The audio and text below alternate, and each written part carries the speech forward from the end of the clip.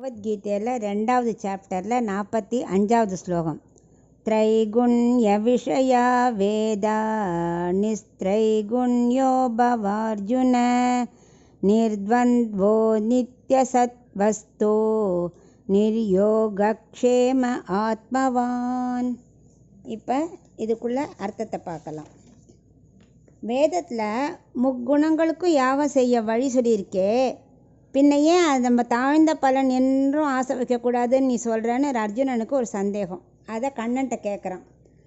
மேலும் வேதத்தில் கூறப்பட்டிருக்கே, பின்னையே அதை செய்யக்கூடாதுன்னு சொல்கிற அப்படின்னு அவனுக்கு ஒரே சந்தேகம். ஏன்னா இந்த யாகம் பண்ணால் இந்த பலன், அந்த யாகம் பண்ணால் இந்த பலன் இருக்கு இல்லையா, பின்னையே அதை செய்யக்கூடாதுன்னு நீ சொல்கிற அப்படின்னு கண்ணன்ட்ட கேட்குறான். அதுக்கு கண்ணன் இப்போ சொல்கிறார், அர்ஜுனா, சப்போஸ் இப்போ ஓட்டப்பந்தயத்தில் ஒருத்தர் ஓடுறான்னு வச்சுக்கோ, நிறையா பேர். அப்போ என்ன பண்ணுவா, எல்லோரும் ஃபஸ்ட்டு அந்த இலக்கை அடைஞ்சி வெற்றி பெறணும்னு தான் நினைப்பாளே தவிர, வழியிலெல்லாம் நின்றுட்டு அவளாம் ஆரவாரம் பண்ணி தண்ணிலாம் தருவாளே, உற்சாகப்படுத்துவாளே, அதிலலாம் அவன் மனசு செல்லாது. அவனோட மனசு எதில் இருக்கும், ஒரே இலக்கு, அதை ஜெயிச்சு பரிசை நம்ம வாங்கணுங்கிறதுல இருக்கும். அந்த மாதிரி நிறைய வழிகள் இருக்கும். நம்ம என்ன பண்ணணும், அதெல்லாம் விட்டுட்டு மனசை செலுத்தாமல் நமக்கு வேணுங்கிறது மோட்ச பலன், அதில் தான் நம்ம கான்சன்ட்ரேட் பண்ணணும் அப்படின்னு நினச்சிக்கணும் அப்படிங்கிற. ஸோ நம்ம இலக்கு எப்பவும் உயர்ந்ததாக இருக்கணும் அப்படிங்கிறார். இப்போ நிர்த்வந்த்வா அப்படின்னு இந்த ஸ்லோகத்தை சொல்கிறார். அதாவது துவந்தம் அற்றவர்களாக இருக்கணுங்கிறார்.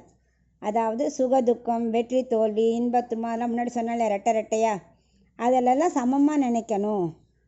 மற்ற குணமான ரஜோ தமசை விட்டுட்டு சத்துவ குணத்தில் மனத்தை செலுத்தணும். இதற்கு அப்புறம் நிர்யோக க்ஷேமமாக இருக்கணுங்கிறார். அதாவது யோகம்னா கிடைக்காதது கிடைக்கிறது, க்ஷேமம்னா கிடைச்சதை நிலைக்க வச்சுக்கிறது. இந்த ரெண்டுலேயும் ஆசைப்படக்கூடாது. ஆத்மாவை பற்றியே சிந்திச்சிருக்கணும் அப்படிங்கிறார். அதுக்கு என்ன பண்ணணும், ஆத்ம சிந்தனையை வளர்த்துக்கணும். ஆத்ம சிந்தனை வளர வளர முக்குணங்களையும் நம்மளால் தவிர்க்க முடியும். கஷ்டம்தான், ஆனால் கொஞ்சம் கொஞ்சமாக சிந்தனையை அதை செலுத்தணும், மனசை செலுத்தணும் ஆத்மாக்குள்ளே. அப்புறம் யோகக்ஷேமத்தில் ஆசைப்படக்கூடாது. நித்திய சத்வகுணத்தில் முதல்ல பலனையும் என்ன பண்ணணும், ஆசை வைக்கக்கூடாது. காரியம் செய்யணும், கர்மயோகம் செய்யணும், சத்வகுணத்தை வளர்த்துக்கணும்.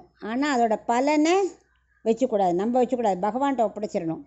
இப்படி இருந்தால் நீ என்னவாவ, ஆத்மவானாவ, ஆத்மாவே ஜெயிச்சவன் ஆயிடுவ, நீ ஆத்மவான் ஆவாய். அதுக்கு என்ன பண்ணணும், முதல்ல ஆகார சுத்தியில் ஆரம்பிக்கணும், நியமத்தை கடைப்பிடிக்கணும் அப்படின்னு ஆரம்பிக்கிறார் அர்ஜுனனுக்கு விளக்கமாக.